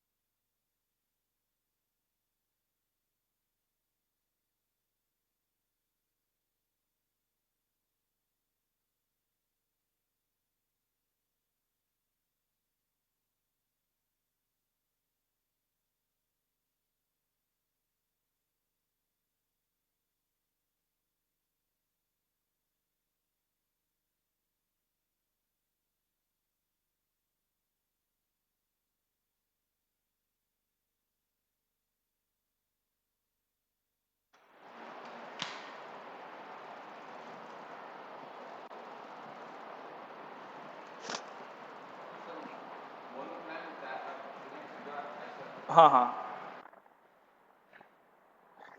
ठीक है, moderately with regular slope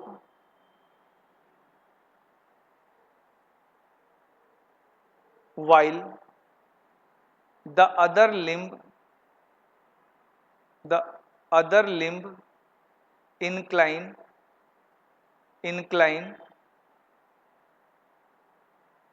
speedily at right angle।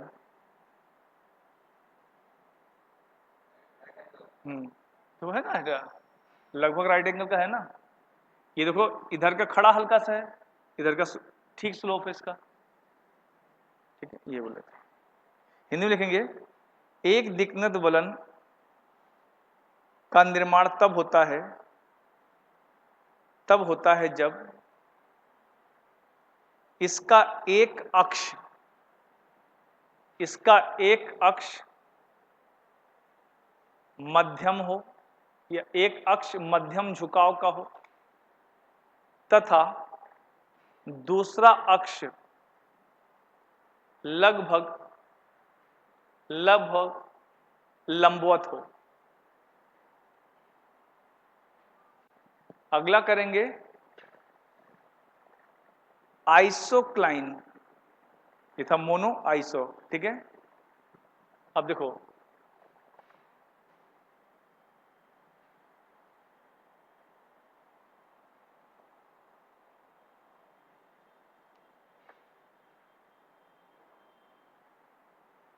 इसमें करेंगे, इसकी हिंदी होगी समनत बलन, समनत।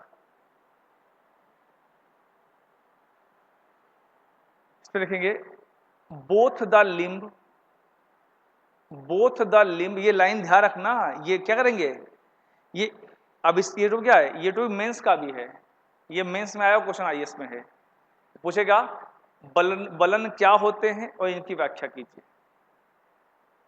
और कितने प्रकार के लिखना पड़ेगा। ये मेंस में आया क्वेश्चन है, ये जितने चारों पांच प्रकार लिखवाऊंगा ना, ये सारे लिख के आना है ये। हाँ, ऐसे वजह बलन के प्रकार क्या होते हैं, ठीक है, और इनके बलन क्या होते हैं, इनके प्रकार लिखिए, ठीक है। इसीलिए मैं उसी ऑर्डर लिखवा रहा हूँ आप लोगों को, ठीक है।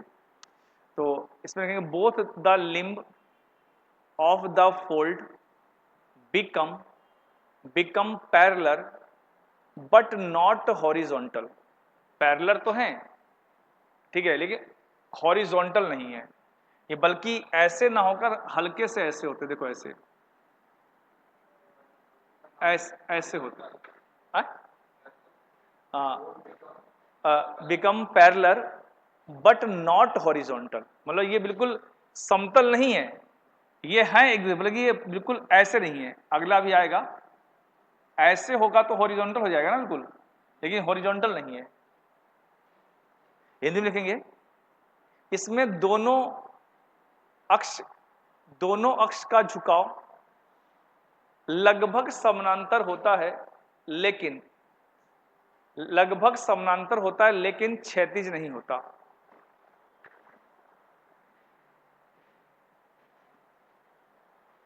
अगला करेंगे रिकम्बेंड, RECUMBENT,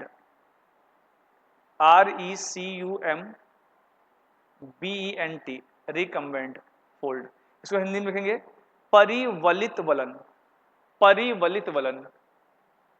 ये देख लो, ये लगभग हॉरिजॉन्टल है, देख लो क्या, लिखेंगे both the limb of the fold become parallel as well as horizontal. इसमें दोनों अक्ष का झुकाव समानांतर के साथ साथ क्षैतिज भी होता है, as well as horizontal.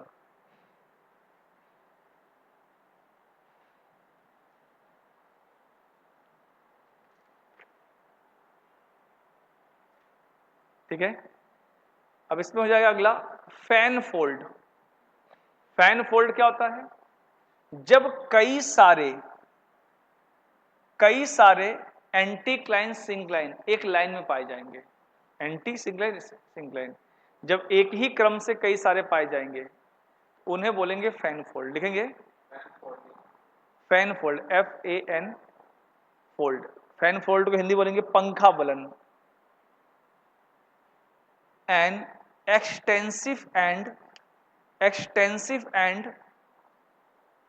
Broad fold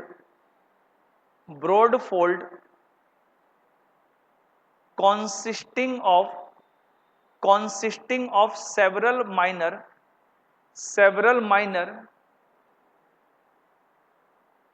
anticline and syncline, minor छोटे छोटे कई सारे several minor anticline and syncline. Hindi में लिखेंगे यह एक विस्तारित संरचना होती है जिसके अंतर्गत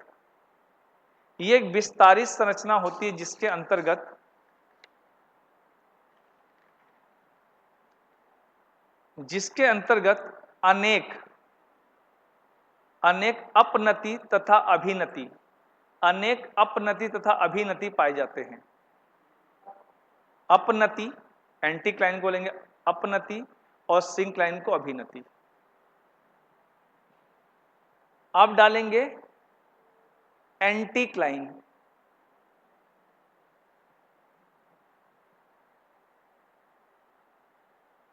एंटीक्लाइन बोलेंगे हिंदी में अपनति।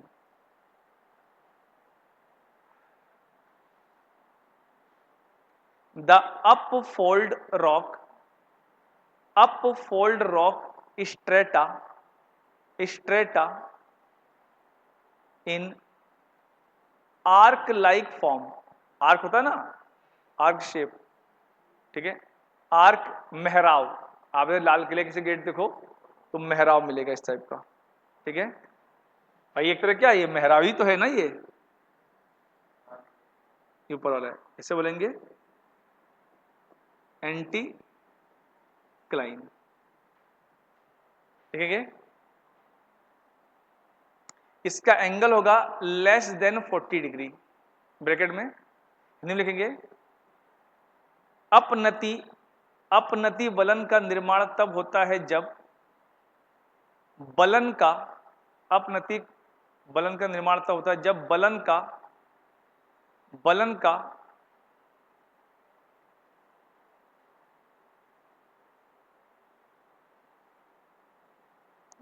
का ऊपरी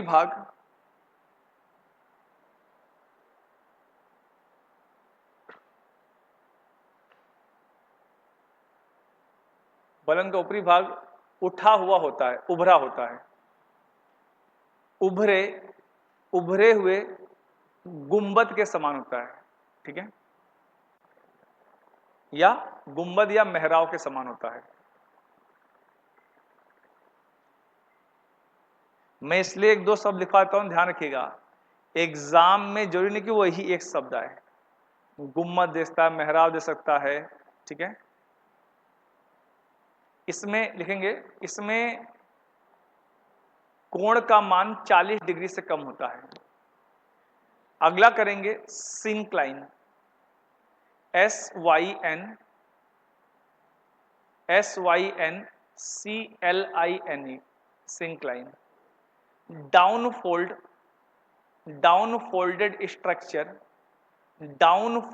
स्ट्रक्चर, ये वाला भाग,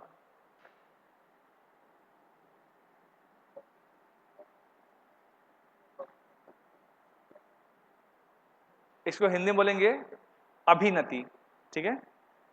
डाउनफोल्ड structure forming trough oblique depression like features, देखेंगे पर्वतों का धसा हुआ भाग या वलन का धसा हुआ भाग, वलन का धसा हुआ भाग अभिनति संरचना का निर्माण करता है, अभिनति संरचना का निर्माण करता है।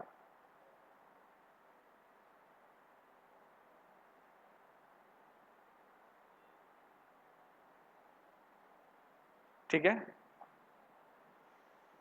अब देखो ये हमने कर लिया सारा। अब इसमें एक चीज बची है सडन। सडन में आप कर लेंगे भूकंप ज्वालामुखी, आप जानते हो, ठीक है ना। वो मैं अलग से कराऊंगा टॉपिक, वो टॉपिक ही आपका अलग से है, उसको हम चर्चा कुछ नहीं कर रहे हैं, ठीक है, उसको हम अलग से करेंगे। अब कल के क्लास में हम लोग करेंगे, हाँ सडन वही है, हाँ टॉपिक खत्म नहीं, इसका एक पार्ट खत्म, अंतर्जात भी खत्म हुआ है, मैंने कहा ना। ये बहिर्जात में कल हम करेंगे सारा पढ़ के, ये उसी बुक में दे रखा है, और उम्मीद करता हूं कल आप आज ही बुक लेके अपना पढ़ना स्टार्ट कर देंगे। 11th क्लास का पार्ट 1 आप देखो, अगर सक्षम हो तो सारी खरीद दो एक लाइन के बाद। तो वही कह रहा हूं, अब मैंने उस दिन भी बोला था कि अगर आप सक्षम है तो एक साथ खरीद लीजिए, तो पढ़ लो भाई, पढ़ के तो आओ ना, कोई मुझे कोई दिक्कत नहीं कि आप वहां उसमें कोई दिक्कट, टाइम में पढ़ो, सॉफ्टवेयर पढ़ो, आप जिसमें कंप्लीट पढ़िए तो ना, ठीक है। कल हम पढ़ेंगे एक्सोजोनिक फोर्स, उसके पहले हम लोग थोड़ा पर्वतों प्रकार देख लेंगे, जैसे कि बलित पर्वत कितने होते, कौन कौन से हैं, पूरी दुनिया में कौन कौन पॉपुलर हैं, भ्रंश पर्वत कौन कौन से हैं, ज्वालामुखी पर्वत कौन कौन से हैं, ठीक है। उसका कुछ पठार भी देख लेंगे, जैसे कोलंबिया पठार, ठीक है। अभी आया था यूपी पीसीएस में आया था 2 साल पहले, किम्बरले का पठार, याद है किसी को? पेपर देखा करो, अभी समय दो, पेपर दो। इस समय अब मेरे ख्याल से आप लोग 6 महीने तो पढ़ाई करना स्टार्ट कर दिए होगे, मैं कम से कम मानूँ तो। अब आपके अंदर इतनी आदत तो बन चुकी होगी मेरे ख्याल से कि 6 घंटे बैठ सको पढ़ के। तो इतना जरूर करो, 6 घंटे 7 घंटे जो पाते मैं बोल रहा हूँ उसको रिवाइज करो, क्योंकि अगर साथ के साथ रिवाइज करोगे ना तो आपके लिए चीजें आसान रहेंगी। ये सोचते कि सर ने करा दी चलो हम 1 महीने बाद पढ़ लेंगे, नहीं ऐसा नहीं होता। ठीक है, क्वेश्चन मैं आपको लिखवा एक करवा दूं, क्वेश्चन लिखने के लिए दे दूं क्वेश्चन, ठीक है।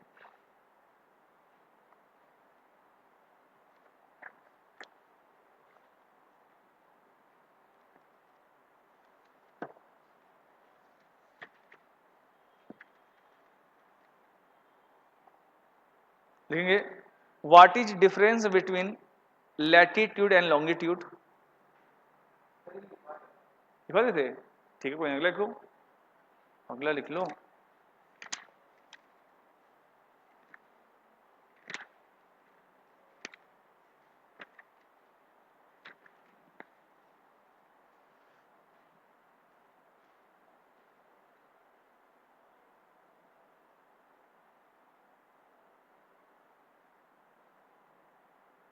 Discuss the discuss the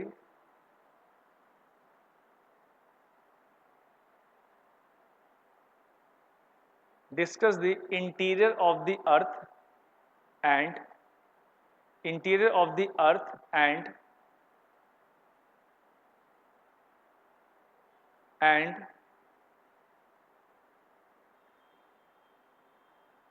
direct and indirect source। क्या क्या लिखा है, डिस्कस दी नहीं, but with the with with direct and indirect source, with direct indirect source, ठीक है। हिंदी में लिखेंगे पृथ्वी के आंतरिक संरचना की चर्चा कीजिए तथा इसके साथ प्रत्यक्ष और अप्रत्यक्ष माध्यमों की प्रत्यक्ष अप्रत्यक्ष माध्यमों की बात करें या चर्चा करें, ठीक है, व्याख्या करें। हिंदी में करेंगे, अगला करेंगे क्वेश्चन एक, what is layer of what is layer of interior of the earth and its type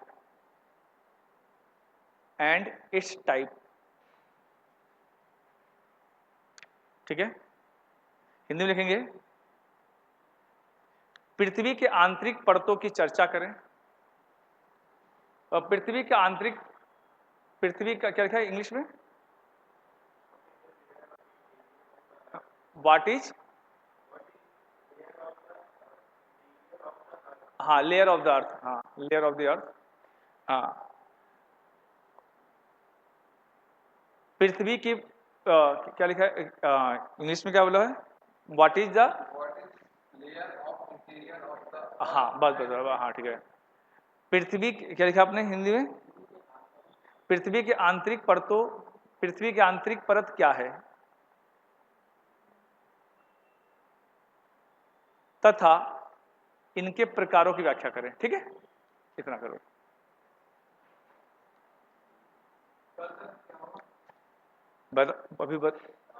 मैंने बोला कि पर्वतों के प्रकार करेंगे पहले, उसका एक्सोजेनिक फोर्स करेंगे, ठीक है।